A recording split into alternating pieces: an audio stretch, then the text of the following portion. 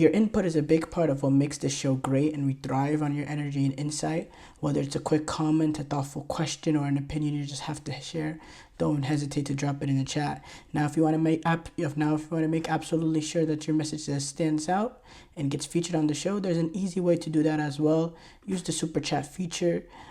Just click the $ at the bottom of the chat box to send in your super chat.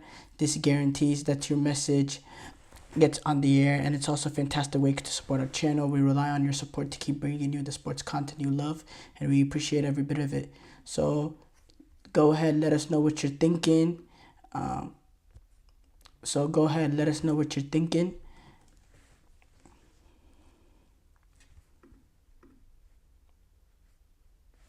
Hit that super chat button, and let's keep this show as interactive and exciting as possible. And if you prefer, you can also go to the GSMC's podcast.net to tip, donate, and leave a comment or question there. We couldn't do what we do without your amazing support, and we're so thankful to have you as part of our community. But yeah, we have to start off though with this new Champions League draw. Now on the screen, y'all can see the pot 1 teams, what they were drawn up against. The pot 1 teams, which was Real Madrid, Manchester City, Bayern Munich, PSG, Liverpool, Inter Milan, Borussia Dortmund, Leipzig, and Barcelona. You can see all the pot 1 matchups that we have on the screen, right? But there's also some big teams that are in the other pots. Arsenal being in one of the pots, as a pot 2 team. I think that's having to face Arsenal as a pot 2 team is really rough. Like, that's the worst possible option out of all the pot 2 teams. So Inter Milan, who have to play Arsenal, at least they get to play them at home. That's a rough one for them. PSG, having to go away to the Emirates, that's really, really rough for them.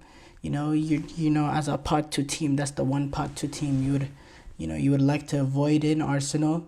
But yeah, overall it was interesting. It's interesting. Now there is this new format, right? We all know this new format. I explained to y'all yesterday to the best of my abilities. You basically have a 36 team league. Each team will face off. Each team has 8 opponents. 2 opponents from pot 1, 2 opponents from pot 2, 2 opponents from pot 3, 2 opponents from pot 4, and it don't matter. You'll play 2 teams from your own pot. So if you're a pot 1-2, you'll face off against 2 pot 1 teams. You face off against 2 pot 2 teams. You face off against 2. That's what we're seeing right here. All the pot 1 teams. So it makes it interesting. Top 8 automatically move on to the round of 16. 9th to 24th place, the next 16 spots will all face off in January as a home and a leg sort of playoff to reach the round of 16. Essentially an extra round of the knockout stages, sort of like a play-in sort of situation to get into it. From 9th place to 24th place, the 16 teams, half of them will move on to the knockout stages. So really, there is a benefit here of trying to finish top 8. You don't want to play those extra 2 games in January to get into the Champions League knockout stages. If you don't have to, you try your best. And yeah, it's interesting here with this new Champions League format because the point tallies, the point things, it's not the same. Usually, you get about 9 points in the Champions League group stages. You're in decent positioning. You get anything more than 9 points, you should be comfortably moving on. It's a little bit different here with the fact that it's a 36 team league. I assume you basically, you play 8 games. I'd say, you want to aim for at least around, 8 games. If you win half of them, will be 12 points. I think that will be good enough to get you into from 8 to 16, the 9th to 24th spot. Now, if you're trying to win, you're trying to finish in the top 8, you realistically want about 16 points. You want to win about 5 of the games, five games, about maybe 6 depending on if you lose the remaining. But it's it's very, very confusing. Things are going to be very tightly congested as well, with only 8 games being played and this being a 36 team league. There could be a point that six, 7, 8 sort of positioning. It could be to the point that ninth place and like 17th place is all separated by 3 points. It will get that tight. It will be that congested. That's just how it's going to be in this sort of big league in a small game format, because 8 games is a small sample size for a whole 36 team league. But yeah, I will say though, you're seeing these ties right now. I don't want to break down exactly the ties, what are going to be the most fascinating ties, because we have a whole segment later on the show where we do that. But we do have some interesting games, and it does get interesting as with the pot one teams facing off. Yeah, that's very good. But also another thing is we have some very strong teams in pot two that will also be facing off against pot one teams, which will make it interesting. Like Arsenal is listed as a pot two team. Leverkusen, after going last season unbeaten in all competitions besides the Europa League final, they find themselves in pot two, which for me, look, Borussia Dortmund, they reached the final, and obviously there needs to be a sort of element of respect there. But for me, they're not at the level of they're clearly not at the level of Leverkusen, and they're most definitely not at the level of Arsenal.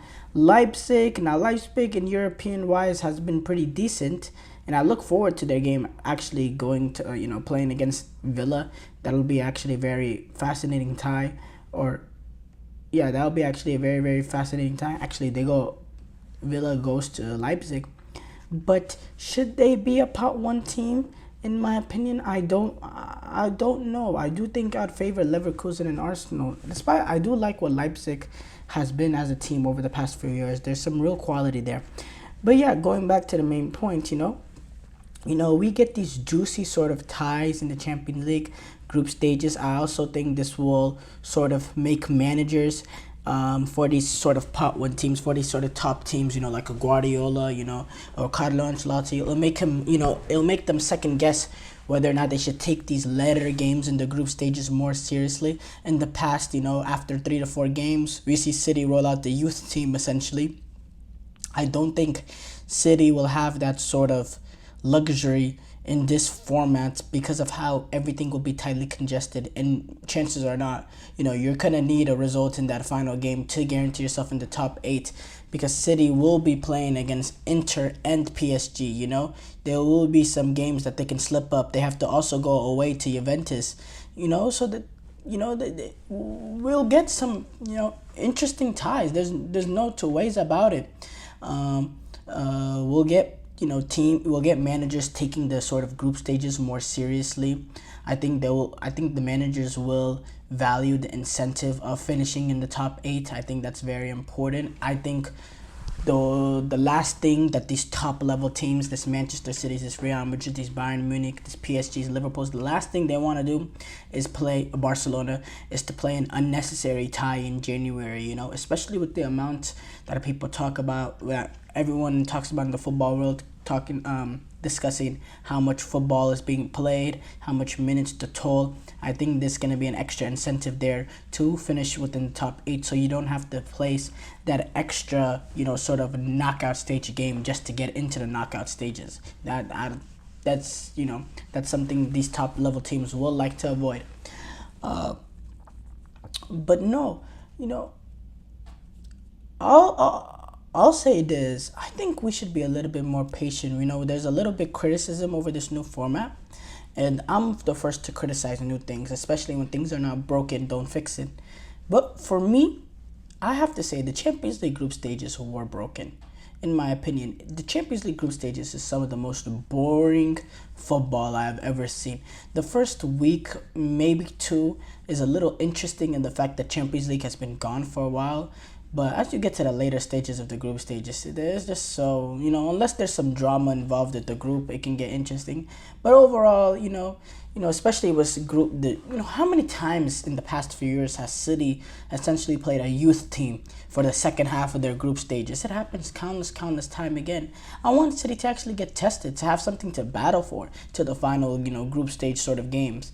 I don't want to say that over and over again. Some of the weak groups that we've seen as well. We've seen one pot one team and three sort of, teams that have no real ability to challenge them. I'm very excited for these group stages, and you're seeing some of these fascinating matchups. And these are only, the pot one teams facing off. There's some interesting ties all over the place, and we'll continue to discuss that more on the third segment of here. But